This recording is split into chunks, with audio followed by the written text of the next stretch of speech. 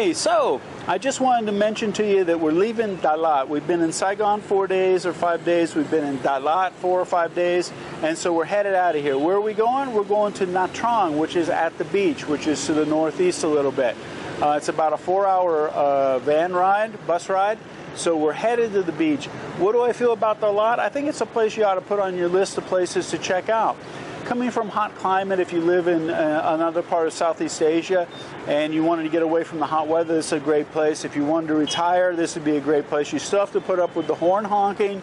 You're still going to have to put up with the hawkers. Eventually they started to recognize me. They didn't bother me as much, but that's a challenge here as well. And the attitude of the people is pervasive of the country of Vietnam so far in the 2 cities I've been. I thought once I got out of Saigon I would lose a couple of these things, like the attitude was a little bit, for older people, they're not friendly.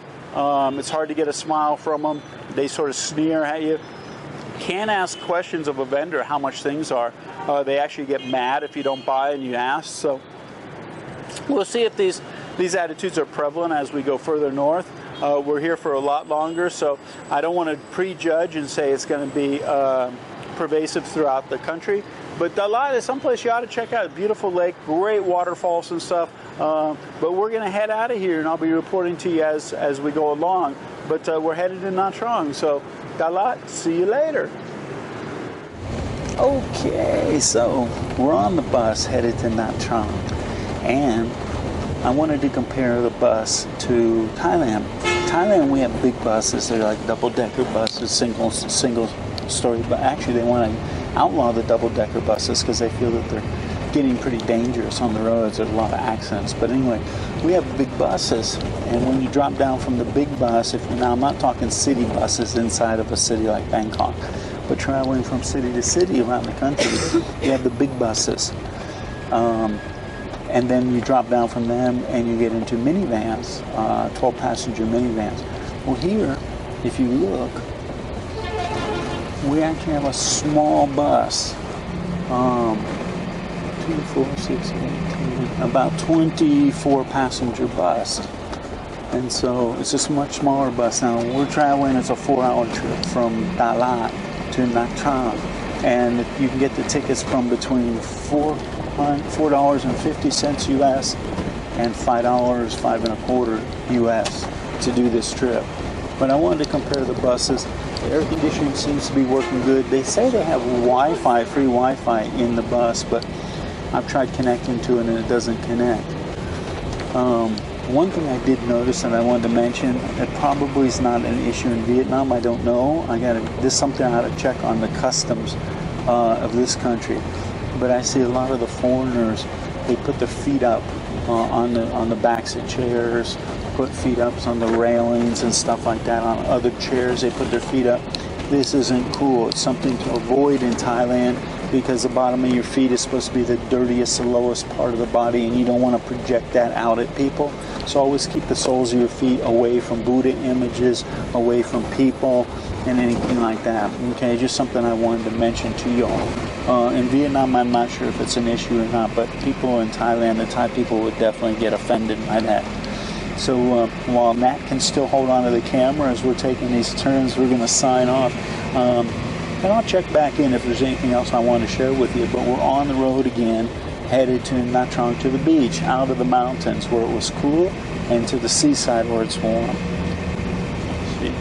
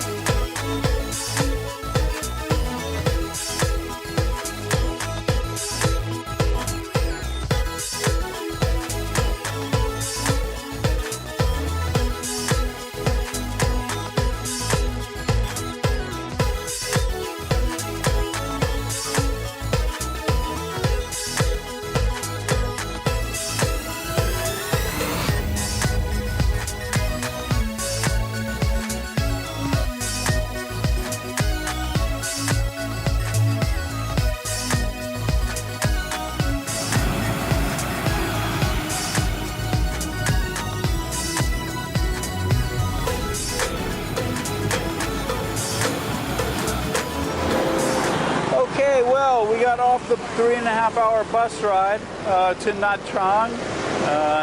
Took a little rest in the hotel room that we had prepaid for, and I'm overwhelmed by this place. I got to tell you, it's like a giant strip on the beach.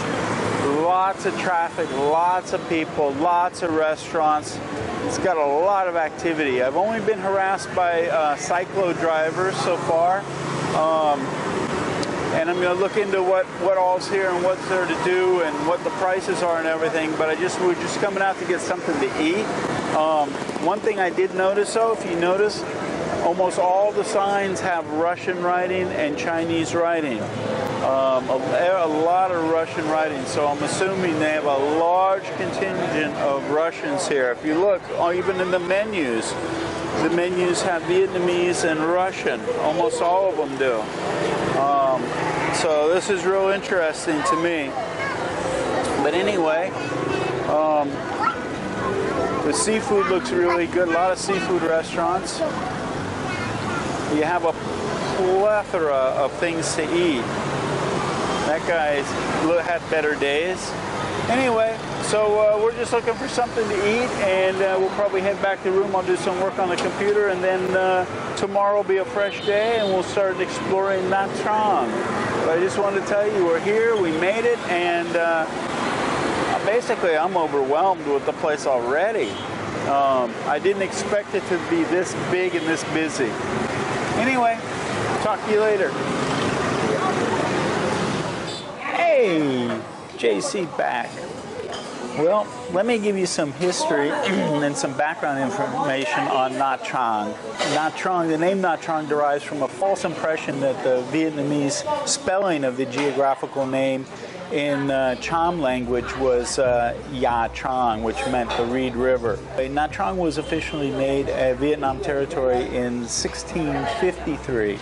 And Nha Trang's on the coast, as you probably already know, and the capital of Khánh Hòa Province. It's on the central coast of Vietnam, and it's a popular destination for international tourists, and it attracts a lot of backpackers and even more affluent Vietnamese travelers as well.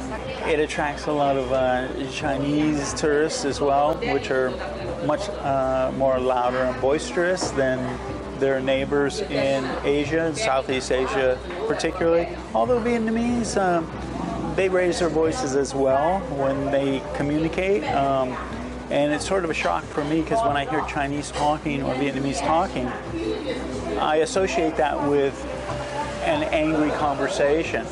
Because you only hear that kind of loud speaking in Thailand when somebody's really angry, which is very rare. It's popular with travelers and Vietnamese tourists as well. And actually, Nha Trang Bay is considered one of the most beautiful bays in the world. It has a metropolitan area of 251 kilometers and a population of about 500,000 people. It's surrounded on all three sides by mountains.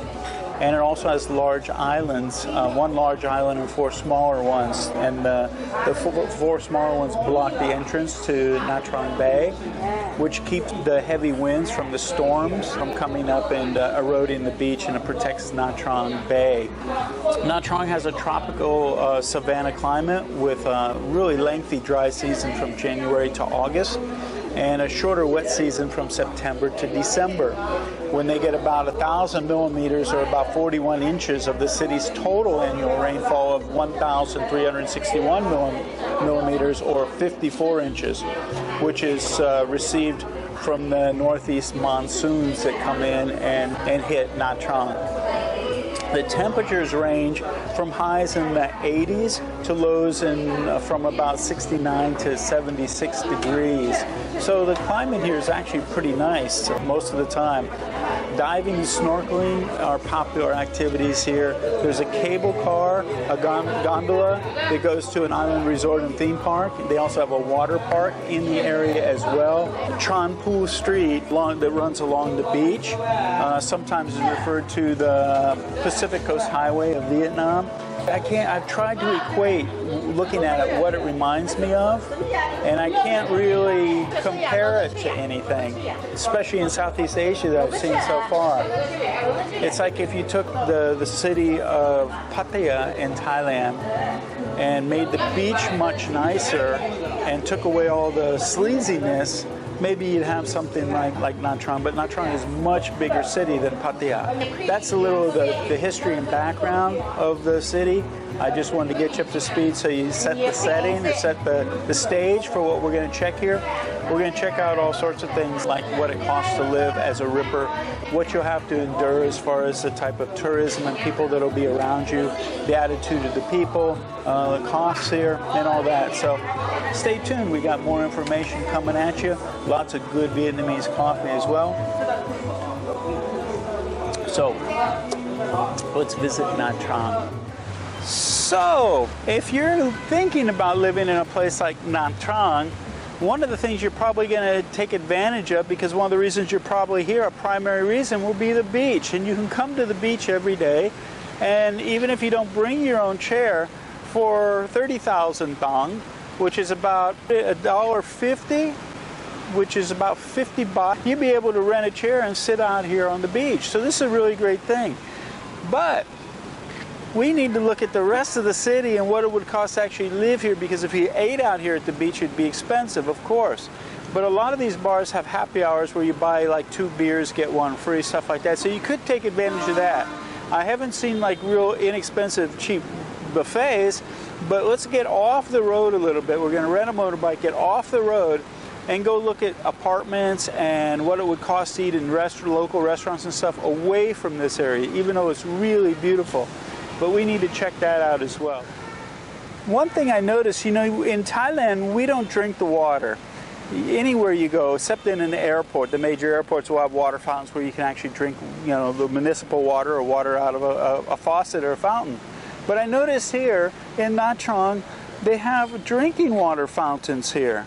That you can actually get free drinking water, which is pure, and it even has a meter here that shows U1, U2, and UV. Now the UV is red, which means it probably needs replaced or whatever. Let's check this out. Now I need the big one because I'm tall, so come around here and let's see how this works. I'm not sure how you get water out of it. Oh, wow.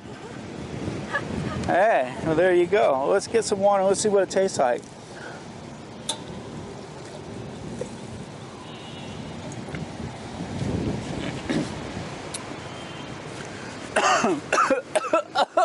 No, just kidding. Actually tastes pretty good. So there you go. That's also very cool. I mean, if you're really on cheap budget, you could bring a container and fill it up, right? But here you got water, so if you come out to the beach, instead of spending money on water, you get a chair, bring your own chair, hang out at the beach. You could actually fill up your own water. So that's really cool. And it's something I think Thailand should have around the cities as well.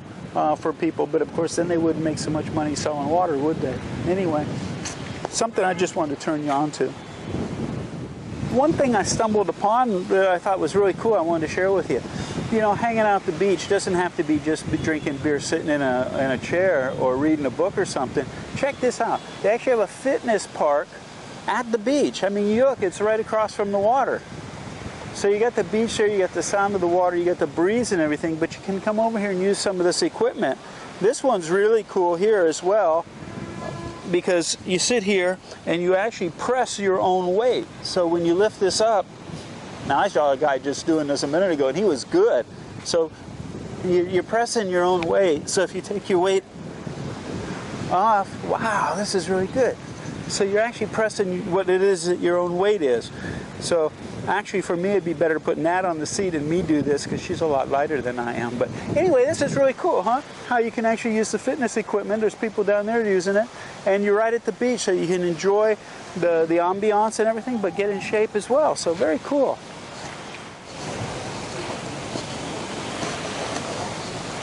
Yeah, that's good for my back. Let's go do another one.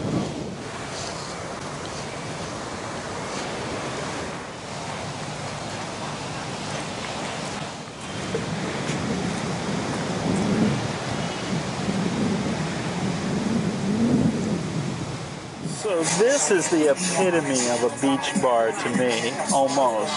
If you look, this is a beach bar right on the beach, which is really cool, where you can get iced coffee or a coconut, cold coconut water, or even ice cream.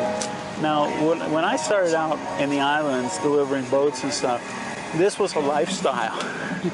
Not so much anymore, but it brings back memories. But the places I used to go in the islands were a little less touristy than this back when I was doing it. Of course, now those places in the islands are just like this. But this is really cool.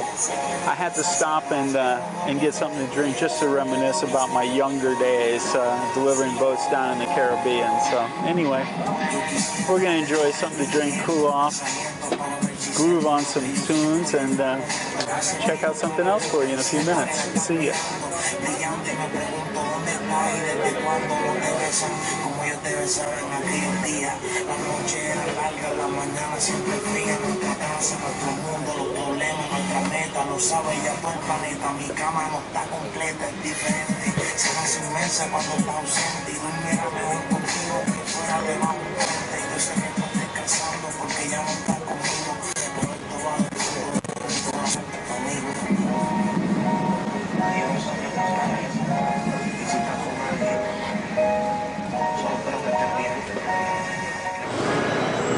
One thing other countries should take a lesson in that I've noticed a lot in Vietnam is the amount of electric bicycles, electric scooters that are here. A lot of people are buzzing around on electric bikes and electric scooters, and this is a really great thing for the amount of pollution that's put out by vehicles. Now, Vietnam has a lot of motorcycles compared to Thailand. Thailand used to be the same, but now everybody wants to, middle class has exploded in Thailand. Everybody wants to have cars. Where here, a lot of people are still on motorcycles, but a lot of them, as you can see, are electric, which is really good because of the amount of pollution that all these vehicles generate. And as more people get money, they're either getting more motorcycles or more cars on the roads. So this is a really great thing. I think more countries should adapt that and actually give incentives for people to use the electric vehicles. Like here's another one right here. There you go. They're quiet. If we could get electric vehicles without the horns, it would be perfect. Maybe they can say, okay, we're gonna make electric vehicles, but they can't have horns. Boy, that would be a blessing, wouldn't it? Something to think about anyway. One thing I noticed in Nha Trang that I haven't noticed in any other place, which is really a great idea, is these guys behind me in the blue uniforms, they're crossing guards. And they actually have little signs that say stop. Now I've been watching them try and get people across the road, and as you can see, it's quite a busy road here. And I've been watching them trying to get people across, and my suggestion would be that these guys need to get bigger stop signs. They need bigger stop signs because that little sign, people just honk the horn and get them to stop so that the car can go by. So here, watch. He's going to help them get across, which is really good. This is a great service. Now let's see if the people stop, because last time I watched them, they didn't really stop even though he puts up his little stop sign. Okay, stop.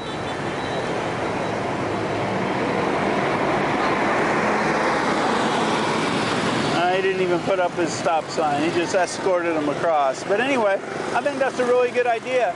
And I think more cities in Vietnam and places like Chiang Mai could use this as well, because nobody stops for the crosswalks. And so this is a really great thing, and I think more countries should adopt it, especially in areas of tourism where tourists coming from the West are expecting the vehicles to stop when we're in a crosswalk. So I think this is a really great thing. Here, this guy's putting up his hand without the guide. Let's see what happens.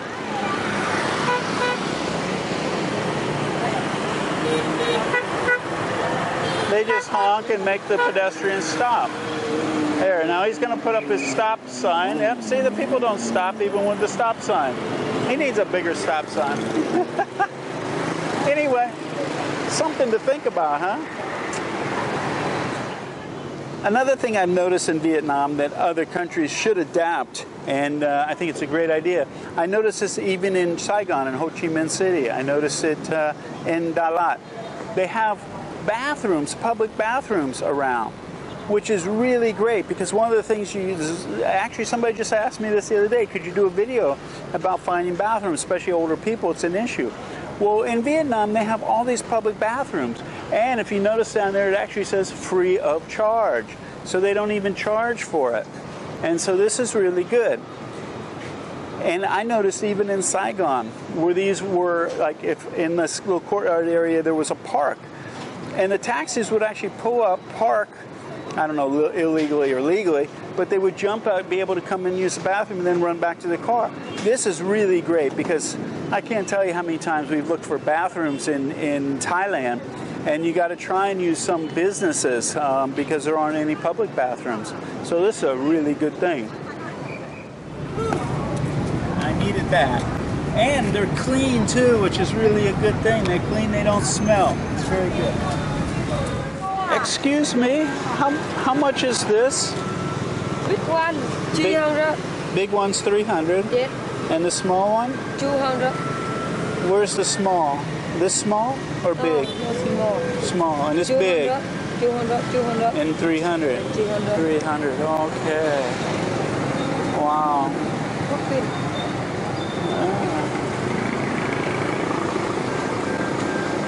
300. 300 is the equivalent of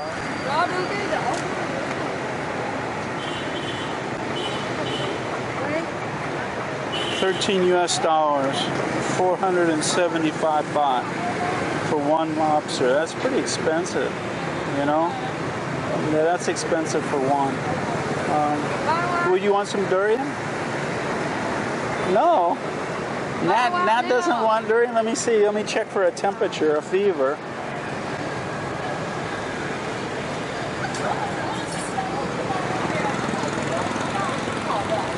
Well, this one's already cracked open. 1 kilo. 80. Huh? 80, 1 kilo. 80. How much did we pay before? 70. Huh? 70? It was down there. And this is 80. Oh. The man on the bicycle was 70, huh? Oh. Well, there you go. Yeah, we just turned down 70 because we compared the price to Thai baht, what we pay in Thailand during durian season, which we can get for 90 baht. And she said those were 80,000. So 80,000 is the equivalent of 126 baht. So as you can see, it's quite a bit more expensive than durian during durian season, which is just starting in Thailand. When we get back, it's going to be in full swing, and we get it for 80 baht, 90 baht, as opposed to 126 baht. So that was pretty expensive. And I felt bad. You know, part of selling something is people asking the price and shopping, and so I don't really understand that people get upset. I mean, they aren't kind. There was another girl just down the street a block before that we asked about the lobster. She wanted 350,000 for one lobster, and she barked it out at me really mean when I asked how much. So again, it's one of those things that I don't understand, and it seems to be really prevalent. Not everybody's going to be a buyer, you know. They have to understand that. So anyway, but I say I could be a buyer of something here. I see these baguette sandwiches that look pretty good. So maybe we'll check these out. Because we have an avocado we have to use, and I like putting my avocado that I bought in one of these sandwiches. So 35,000 for one of these sandwiches. If you're wondering how much that is for the baguette sandwich, it's 55 baht or $1.50 for one of these sandwiches, which isn't so bad for a restaurant where you're actually sitting down. If you look inside this restaurant, it actually looks pretty nice. So for that price, for $1.50 for a sandwich would be okay. You can get them cheaper than that, but and if you're wondering what I'm doing here, let me show you. I actually have an app for my Android phone, and you can put in as many of these conversions as you want. So I actually have Vietnamese dong, Thai baht, and US dollars, and I can enter any of them, and they'll convert the other two. And if you see, it's running across the top the current exchange rate. It's always updated with the current exchange rate. So there you go. It's really cool. It's a great little addition to have, and I keep this close by because converting to two different currencies, I can do some of it on the fly, but it's difficult. So this helps out a lot. Hello. Do you have the banh mi with chicken? With chicken? Yeah. What else do you have? You have chicken? I want chicken. What else do you have? Do you have fish? Do you have chicken and what else? Pork? No. Chicken, pork, no mix. Okay, chicken. I want chicken. What is this one? Pork? No. Oh, finish. No ham. Okay. All right. Well, you want a chicken sandwich? Okay, 2 chicken sandwich. Can we sit down? Yeah. Okay, thank you. Chicken, 2 chicken. Yes, 2 chicken. There you go. We're gonna get 2 chicken sandwich. Mine's gonna be actually chicken and avocado. So there you go. And we'll probably cool off with something to drink as well. What's really great about this area being on the in a tropical location is all the seafood that they have that's not expensive like it was across the street. If you get off the beaten path, you can get cheap seafood, but also the amount of fruits and vegetables and stuff. You can see they actually got a little mandarin orange tree growing right here inside the restaurant. Very cool. I guess that's for good luck because it's got all sorts of charms hanging off of it. But anyway, we're going to go ahead and have a sandwich. There's a cool breeze blowing through right here. Sit down, relax, have a sandwich, get something to drink, and then we'll be off and check out some more things for you. So Nat and I finished our little lunch dinner. Now we got enough energy we can make it back home. But we ordered us 2 sandwiches, a bottle of drinking water, small bottle of drinking water, and a dessert that was small bananas and tapioca and coconut milk, thickened coconut milk with some peanuts on it. I'll show you a picture while I'm talking about it. And the whole bill was 108,000 dong, which comes to 170 baht, or about $4.75 or something for this meal. And as you can see, if she spins the camera around, you can see this was a nice place to sit down and eat.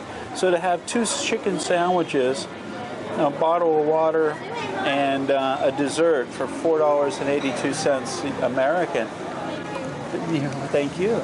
That was really a pretty good deal. Now, I'm going to show you can actually get those sandwiches cheaper on the street, but hey, this is hard to beat, huh?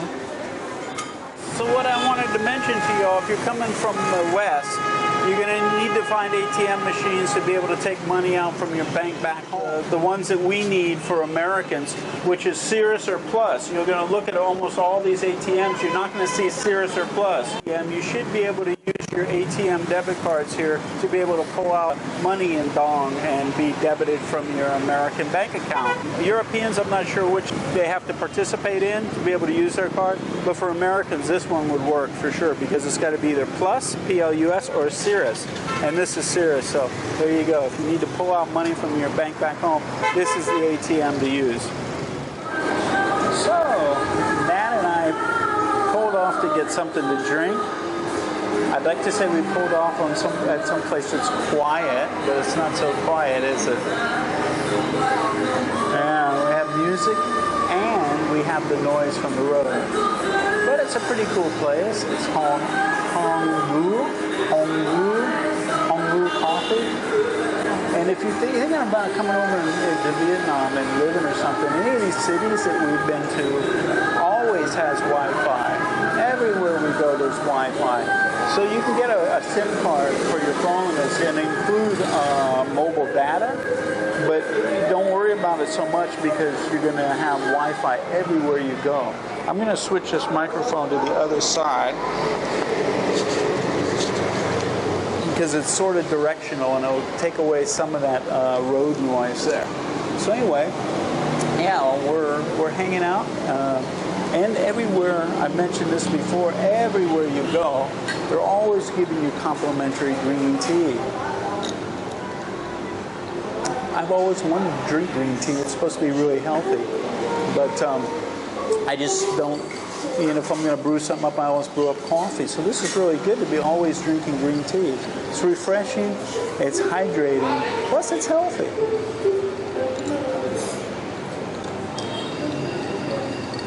Mate. That's good. Some places give it to you cold, some places give it to you hot. You never know.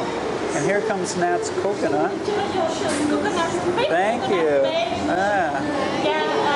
They come from far from here, 65 kilometers. Oh, really? Local? The guy here bring them to here and sell them. Oh, great. I came there and so I take them here. When she's finished drinking the water, can you take the coconut and make a shake?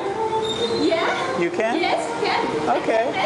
All right, thank you. Everything you want, you tell me. Okay, everything we want to tell you. Okay. Yeah. Take your time. Now, this is an example. This is an example, isn't it, how we always say that the older people we encounter aren't so friendly. But the younger people are much more friendly.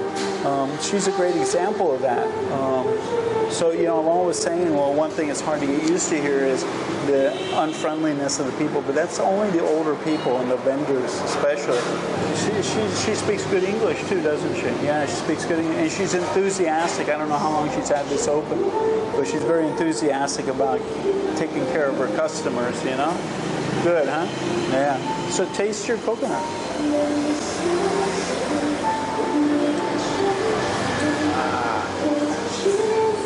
Now, so far, we've had about, 3-4 coconuts since we've been here? And the coconut in Thailand is sweet. The coconut here is not so sweet. Let's check it out. Yeah, this one's actually a bit sour as well. Now, a lot of times when you buy this, more tea.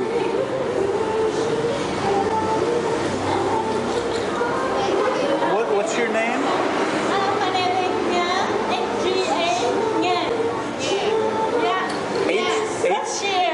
Translate to my name is Nha. H-G? N-G.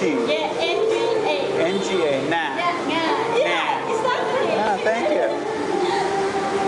So what I was saying was a lot of times when you buy the coconut, they have it in cold iced water, and so the inside of coconut water will be cold, but it's harder to find this over here. On the beach, at the beach bar, it was cold. But it'll be nice if she can scrape it out and make a shake too. I thought actually that's what we wanted was the shake, So.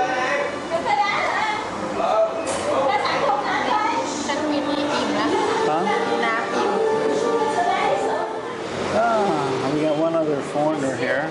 Yeah. Thailand. Yeah. I don't look like Thai people?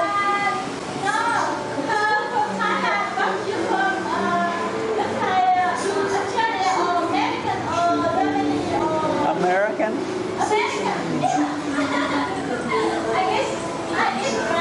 Yeah, you got it right. Yeah.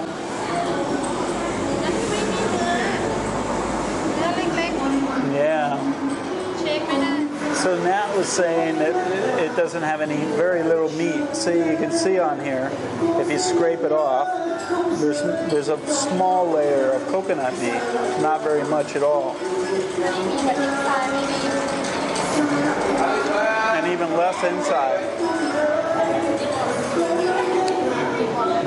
If you ever hear somebody say gin malt, which they'll do, especially if you're drinking with Thai people, or you're drinking beers, you'll hear gin malt or mok gao. It means go ahead and finish.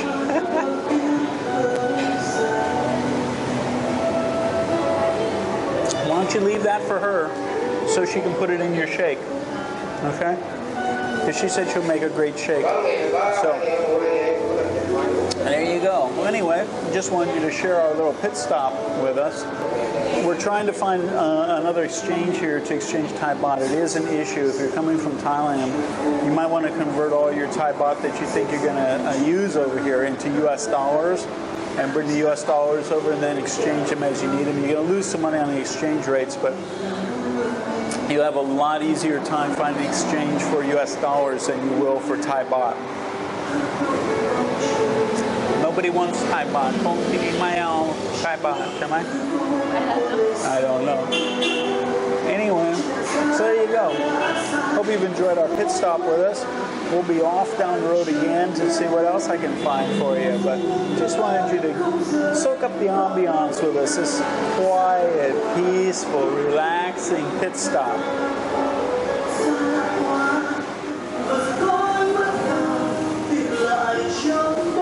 The ice is being delivered. This is how they get ice all over Thailand, Vietnam.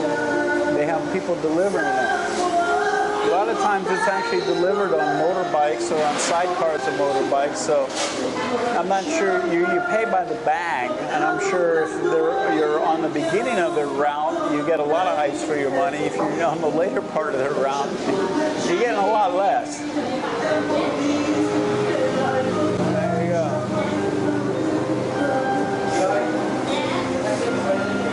Here's the Iceman. The Iceman cometh, the Iceman leaveth.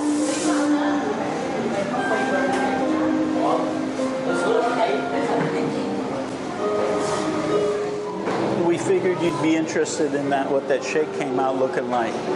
So here's a shake. I think she put a little bit of milk and something to sweeten it up with. Oh, that's very good. Yeah, very good. Very good. Yeah. And that's much better than the fresh coconut. Taste this. You're going to like that.